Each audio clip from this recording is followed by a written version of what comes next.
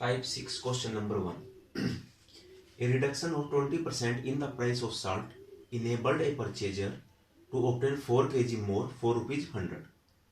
The reduced price of salt per kg is.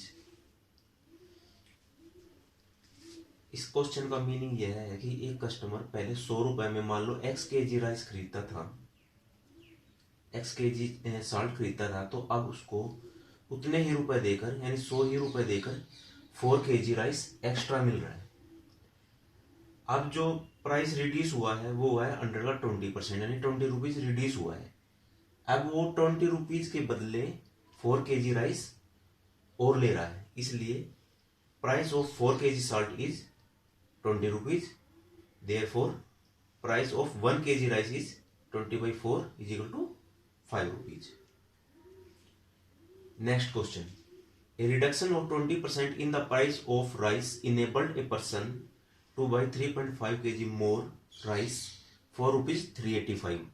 The original price of rice per kg is. Same question. अब इसमें क्या हुआ है, 385 में 20% का रिडक्शन हुआ है, 77 रुपीज का रिडक्शन हुआ है। अब 77 रुपीज के बदले कस्टमर 3.5 kg राइस ले रहा है, उसको मिल रहा है उसके बदले, यानी price of 3.5 kg rice is 77 rupees. Price of 1 kg rice is 77/3.5 is equal to 22 rupees. ये आ गया रिड्यूस्ड प्राइस। अब ओरिजिनल प्राइस क्या था, तो प्राइस रिड्यूस हुआ है तो 22 है, इसका मतलब ओरिजिनल प्राइस ज्यादा ही होगा इससे। So original price will be 77/3.5 into, अब 20% रिड्यूस हुआ है तो हमारे दिमाग में दो फिगर आएंगी, एक 100 और एक 80। अब ओरिजिनल प्राइस ज्यादा था तो हमें 80/100 करना चाहिए या 100/80, तो हम क्या करेंगे 100/80। डिनोमिनेटर बड़ा हुआ तो प्राइस ओवरऑल कैलकुलेट करके ज्यादा आएगा। Therefore 77/3.5 into 100/80 is equal to 27.5 per KG.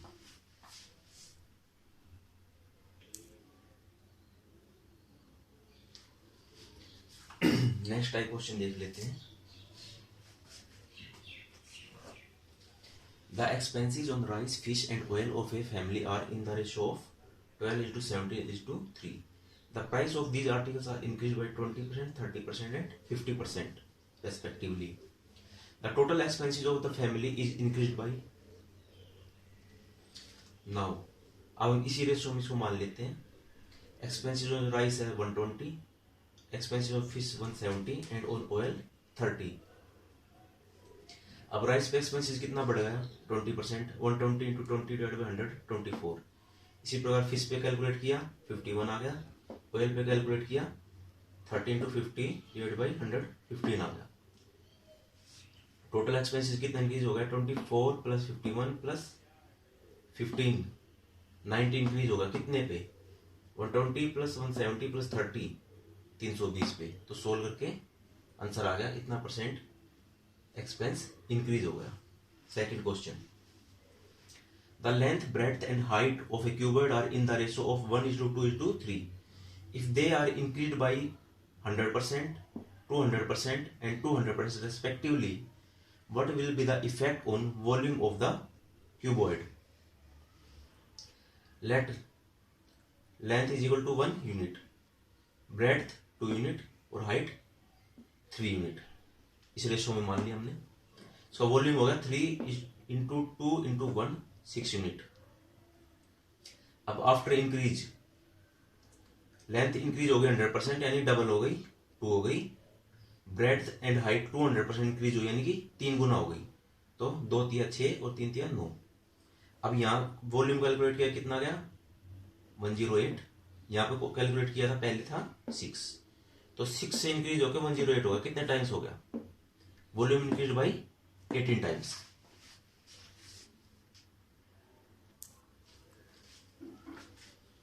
Question number 3, Rama's expenditure and savings are in the ratio of 5:3. If her income increased by 12%, expenditure increased by 15%, what will be the effect on her savings? So expenditure लिखेंगे savings और income। expenditure मान लेते 500 था, savings 300 था, तो expenditure हो गया 500 plus 300 800। अब एक्सपेंडिचर इंक्रीज हो रहा है 15%, तो 500 15% 75। इनकम इंक्रीज हो रही है 12%, तो 800 का 12% 96। अब इसमें से माइनस कर देंगे 96 में 75, 21 आ गया फिर सेविंग्स। तो सेविंग्स हो गई 21 इंक्रीज हो गई, लेकिन कितने पे? 300 पे। तो 21 divide by 300 into 100 7% answer.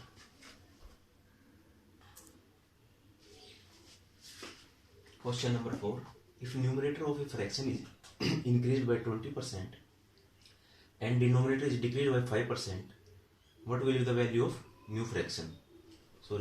Value of new fraction becomes 5 by 2. What is the value of original fraction?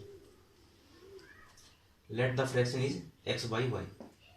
तो न्यूमरेटर इंक्रीज हो रहा है 20% यानी 120 by 100, डिनोमिनेटर डिक्रीज हो रहा है 5%, तो y into 95 by 100, this is equal to 5 by 2। अब क्या होगा? 100 से 100 कैंसिल, तो ये हो गया x into 120 divided by Y into 95 is equal to 5 by 2। अब यहाँ से x बाई वाई की वैल्यू निकालेंगे। अब x बाई वाई के साथ ये इतनी टर्म है मल्टीप्लाई में है, तो इक्वल टू से उधर जाके ये उलट जाएगी। तो x by Y is equal to 5 by 2 into ये उलट के 95 by 120, सोल्व करके 95 by 48 आंसर।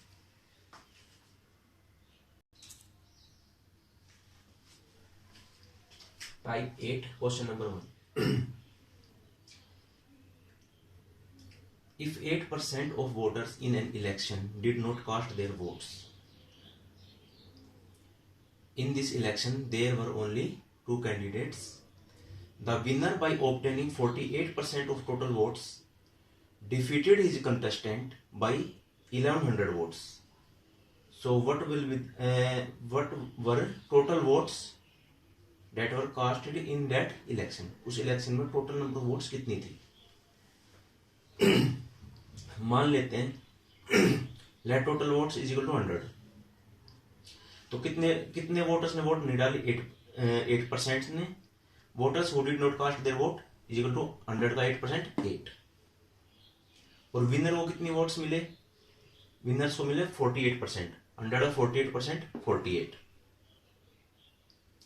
तो जो लूजर था, जो डिफीटर था, उसको कितने वोट मिले?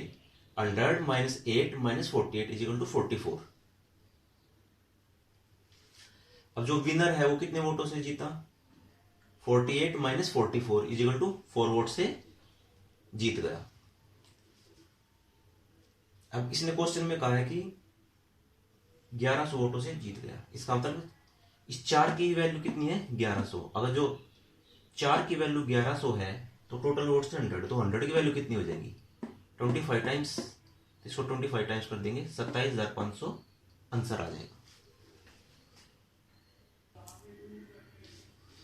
Okay, question number 2। अब की बार एक्स के तरीके से कर लेते हैं।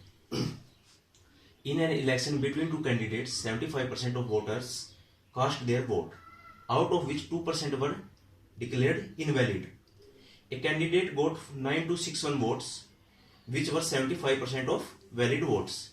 What were the total number of voters in that election? Let total number of voters is equal to x.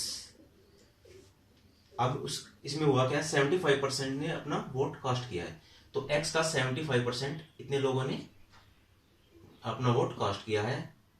अब इसका 2% इनवैलिड हो गया, तो वैलिड वोट कितना रहेगा? 98%। तो इसका 98% यानी 98 by 100 वैलिड हो गया। इतने वोट हो गए वैलिड। अब इन वैलिड वोट्स का 75% एक कैंडिडेट को मिला है, तो इसका हम 75% और कर देते हैं, 75 by 100। और वो किसके इक्वल टू है? उसको मिले 9261 वोट्स। तो x into 75 by 100 into 98 by 100 into 75 100 is equal to 9261। अब इसको हम सोल्व कर देंगे। x इज इक्वल टू 16,800 आ जाएगा। 16,800 क्या हो गए? Total number of voters in that election.